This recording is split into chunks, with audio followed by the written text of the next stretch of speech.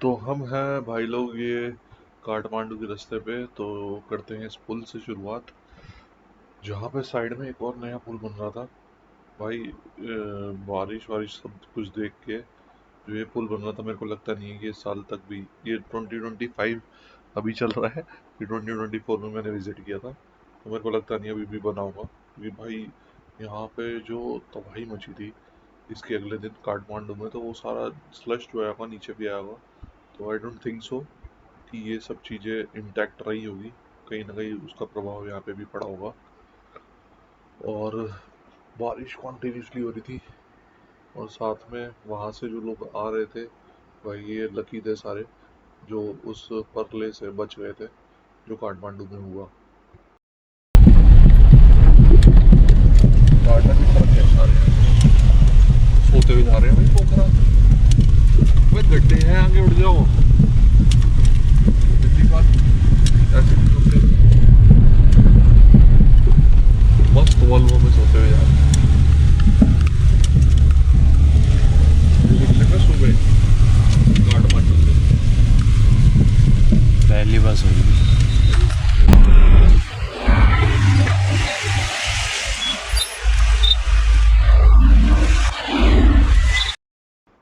यहाँ पे ना समझ नहीं आया था कि ये पुल, ये जो रोड थी आधी लैंडस्लाइड में निकल गई थी या नहीं बना रहे थे, बट जो भी था हमारे जाते हुए आधी उड़ चुकी थी ये। और मेरे ख्याल से हमारे जाने के बाद ये आधी और उड़ गई होगी।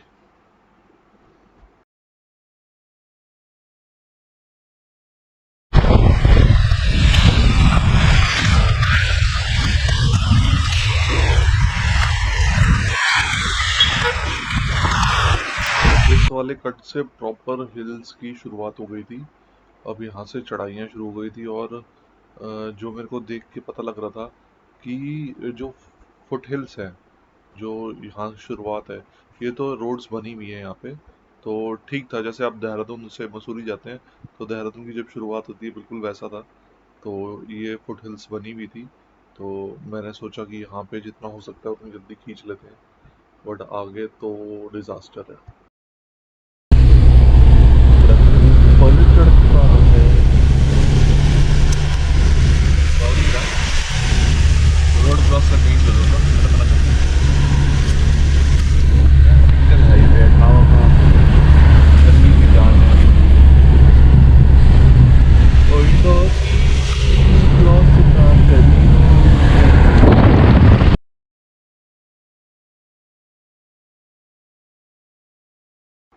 भाई यहाँ से शुरुआत थी। एक बार इस जगह को देख लो, यानी पूरा का पूरा स्लश है, यहाँ पे रोड नहीं है। और जो ट्रांसपोर्टेशन जो आ रही है, आप देख लो, वहाँ से बसेस आ रही है, कुछ ट्रक्स आ रहे हैं, और काम भी चल रहा है। और मेरे को ये नहीं पता कि ये कौन सी जगह थी, बट पोखरा और काठमांडू की ऑब्वियसली बीच में थी। बट इतना ज़्यादा यहाँ पे लैंडस्लाइड पहले से हो रखा था, कंस्ट्रक्शन भी चल रही थी, बट सारे इन्हीं रोडों से ही होके जाना है।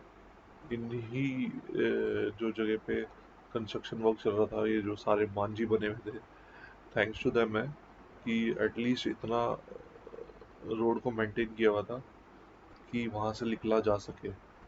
बट जहाँ भी देखो आप, इतना स्लश। अभी यहाँ बारिश भी हो रही है, ये जो मड, ये जो कीचड़ वाली मिट्टी है, यहाँ पे बार बार स्किट भी हो रही थी गाड़ी, कई बार स्किट हो रही थी। But thanks to Ford also, भाई गाड़ी ने कहीं भी धोखा नहीं दिया। कितने भी स्लश से निकाली मैंने कार, कहीं कहीं तो आप देखोगे आधा टायर भी अंदर चला गया, बट नो डाउट कमेंडेबल है फॉर्ड की इंजन, फॉर्ड की गाड़ियाँ। तो थैंक्स टू बॉडी को स्पोर्ट्स ऑल्सो। और यहाँ पे देखो हर जगह लैंडस्लाइड हो रही है, लैंडस्लाइड हो रही है, खुद तोड़ रहे, कंस्ट्रक्शन कर रहे हैं, मिक्स था सब कुछ। But it is very difficult in rainy season कि यहाँ से आप गो थ्रू हो।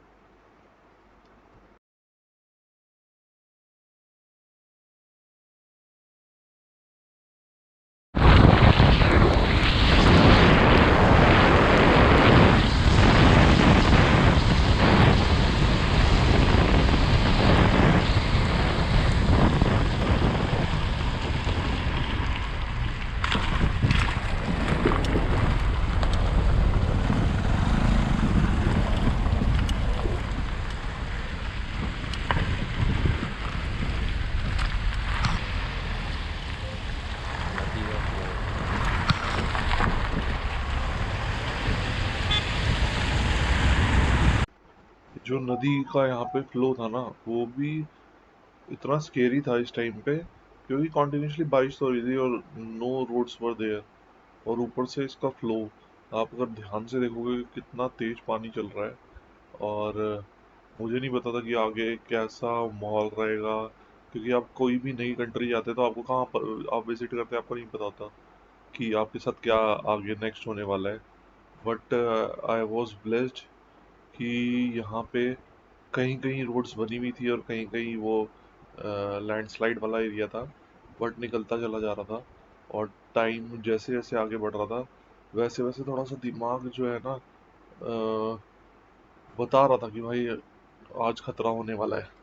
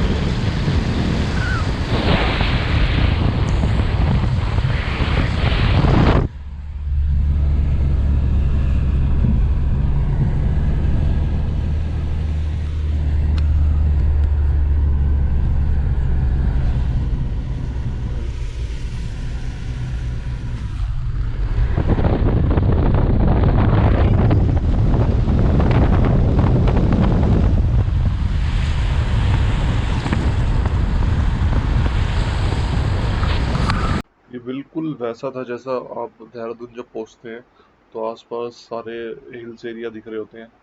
और यहाँ पे भी आप देखोगे तो it's like surrounded by hills. और सारी जगह ऊपर ना बादल ही बादल, बादल से घिरा हुआ था। और पता लग रहा था भाई बारिश ताबड़तोड़ हो रही है। बट जो ये देहरादून की, ये नेपाल वाले देहरादून की ये जो बीच में रोड में थी, बोथ साइड थी, यानी 4 लेन थी, बट पता नहीं गांव वाले वहाँ एक साइड बंद कर देते हैं क्या, आई डोंट नो। तो स्विच हो रहा था कभी इस साइड कभी उस साइड। तो वो आप वीडियो में देख पाओगे। बट ठीक था यहाँ पे, यानी ये जो नेपाल का देहरादून क्रॉस कर रहे थे, और बारिश भी हो रही थी, तो टाइम कवर करने में ना ये एक सपोर्ट सिस्टम ही था, तो ठीक था। और आगे तो भाई वीडियो देखते रहो, वीडियो पूरा देखोगे तो पता लगेगा कि कितना खतरनाक था।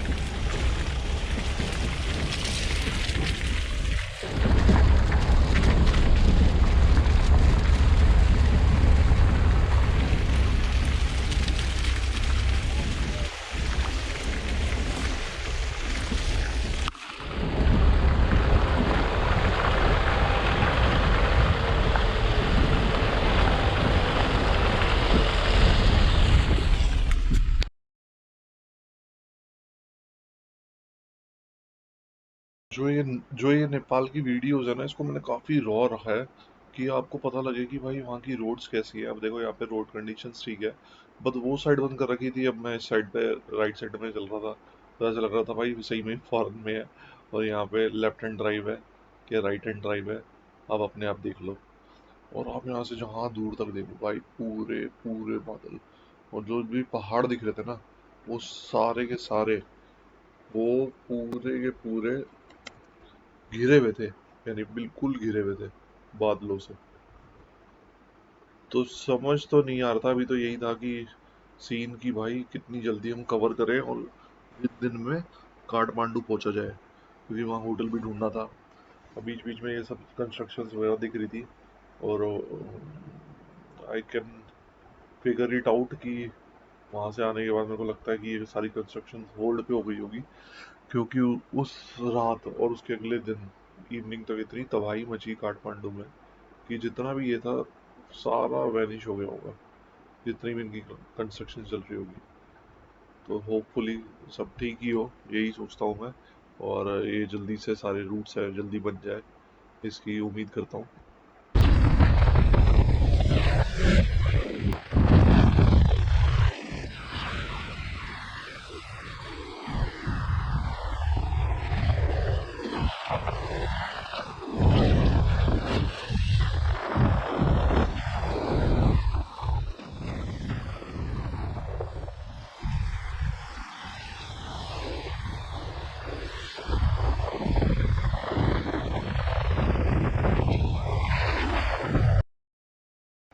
तो यहाँ पे दर्शन हुए थे ब्रेजा के, तो देख के बड़ा अच्छा लगा था भाई अपनी इंडियन कार नेपाल रोड्स पे। वरना सारी BYD, टोयोटा और पता नहीं कौन कौन सी वहाँ गाड़ियाँ दिख रही थी, वरना छोटी। ये देखो टोयोटा का वो निकला भाई।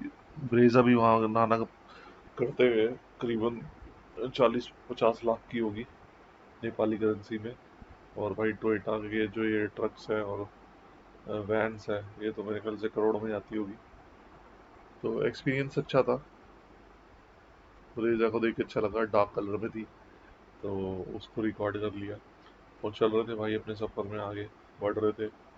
और बस ये था कि भाई जल्द से जल्द आगे, जितनी जल्दी हो सके उतनी जल्दी काठमांडू पहुंचा जाए। क्योंकि मौसम देख के ना साफ समझ में आ रहा था कि भाई ऊपर तो बहुत ही ज़्यादा मौसम खराब है। और जितनी जल्दी वहाँ पहुँचेंगे उतना ही बेनिफिट रहेगा होटल ढूंढने में, क्योंकि होटल भी ढूंढना था। तो बहुत सारी चीज़ें बैकएंड में दिमाग में चल रही थी। अब यहाँ पे जब वाटर फ्लो मैंने देखा, ऊपर से एक झरना आ रहा था, उसका देखा, फिर तो मेरे को बिल्कुल ही कंफर्म हो गया था कि भाई आज मुश्किलें ताबड़तोड़ होने वाली है। और मैंने इसको रॉ भी इसलिए रखा है कि आप देख पाओ कि the way to Kathmandu from Pokhara, और अगर बारिश ही हो तो कितना डिफिकल्ट है इन रोड्स में इस स्ट्रेच को कवर करना और खींचना, और एक दिन के अंदर अंदर काठमांडू पहुंचना। तो वीडियो में अंत तक बने रहे, मैं आगे भी अभी बता रहा हूँ कि आगे भी बहुत सारे सरप्राइजेज हैं अभी इस वीडियो में।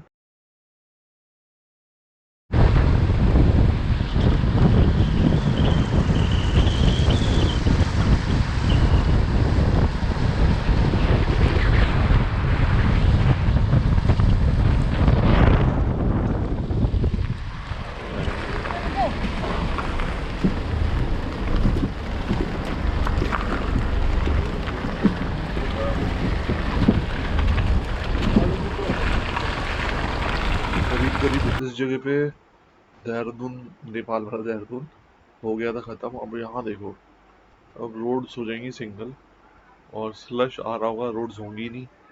एंड जो वाटर फ्लो की मैं बात कर रहा था वो भी अभी मैं आपको दिखाऊंगा आगे, कि जिसको मेरे को देख के समझ में आ गया था। यहाँ से ये बस क्रॉस होगी और उसके बाद ये देखो वाटर फ्लो कितना तेज था। ये सारा पहाड़ों का पानी बिल्कुल बिल्कुल बिल्कुल साफ होता है। और इन्होंने जो ये निकाल रखा था झरना सा, कमेंडेबल, बड़ा अच्छा लग रहा था भाई। टेस्ला, भाई साथ में से टेस्ला निकली थी, तो आप देख लो कि भाई नेपाल में भी टेस्ला दिख जाती है। यानी इलेक्ट्रिक कार्स तो वहाँ पे जो इंफ्रास्ट्रक्चर है इलेक्ट्रिक का बहुत ही बढ़िया है, जो मैंने देखा। और आप मेरी वीडियो में आगे भी देखोगे। यानी यहाँ तो मैं काठमांडू पहुंच रहा था, तो इस वाले रास्ते पे तो पोखरा से काठमांडू में मेरे को बहुत सारे वो EV स्टेशन नहीं दिखे।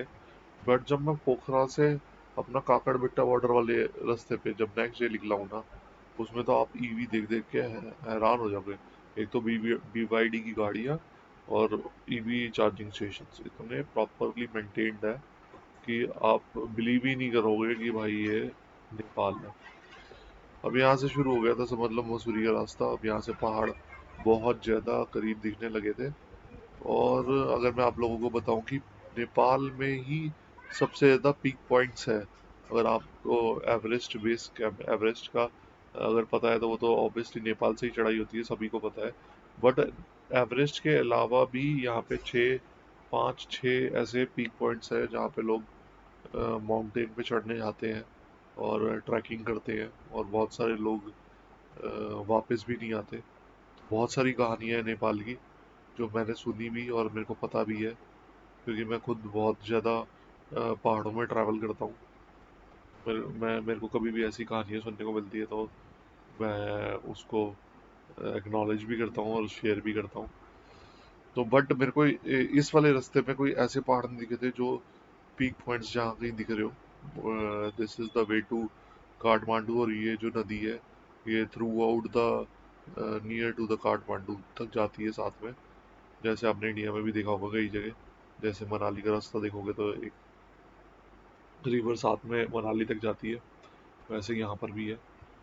तो आगे जो भी जो भी जो नेक्स्ट वीडियो मेरी आएगी उसमें आपको एक्चुअलिटी पता लग जाएगी कि वहाँ पे फ्लड्स क्यों आए नेक्स्ट डे, कि इतनी ज़्यादा रेनफॉल हो रही थी।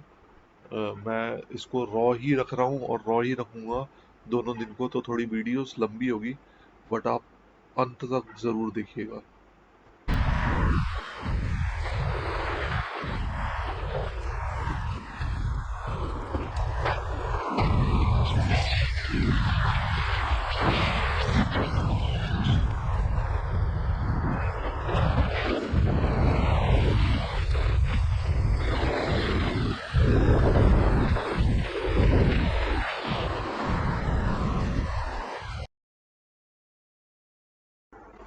भाई ये कोई वहाँ का पावर प्लांट था।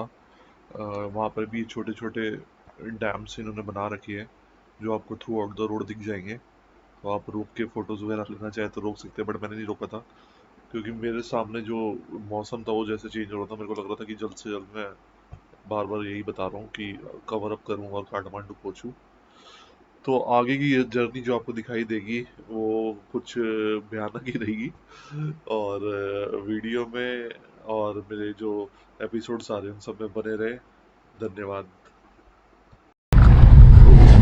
ग्रीनरी के लिए जो है ना नेपाल भाई 10 में से 11 नंबर है।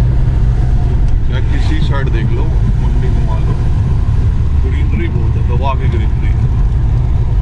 इंटर कॉलोनी की साइड तो भाई सुबह से निकले हुए हमारे को करीब करीब हो गए हैं 11:30 निकले थे और अभी 9:37 ढाई हो गए। तो कितने हुए? 3 घंटे हुए हैं। 3 घंटे में किलोमीटर अभी मैं नहीं देखूंगा क्योंकि मेरे घबराहट हो जाएगी मेरे को, क्योंकि पीछे इतनी रोड खराब थी भाई साहब कि 20 की स्पीड से ऊपर गाड़ी नहीं चल रही थी।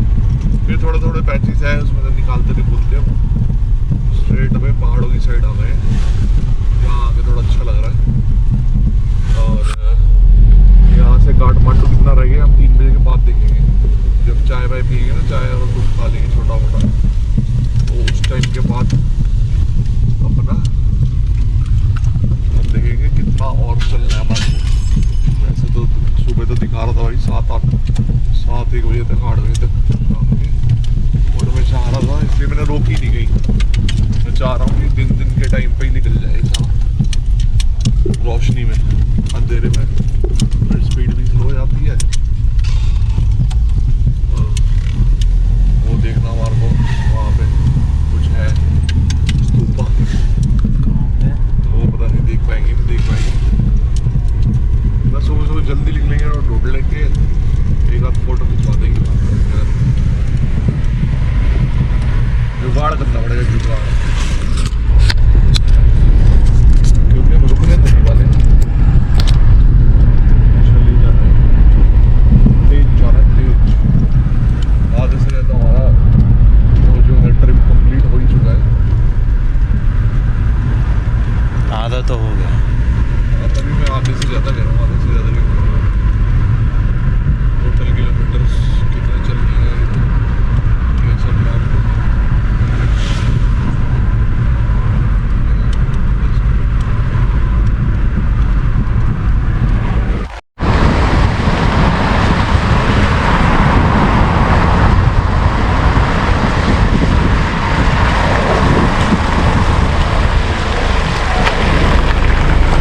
काठमांडू के लिए यही रास्ता है।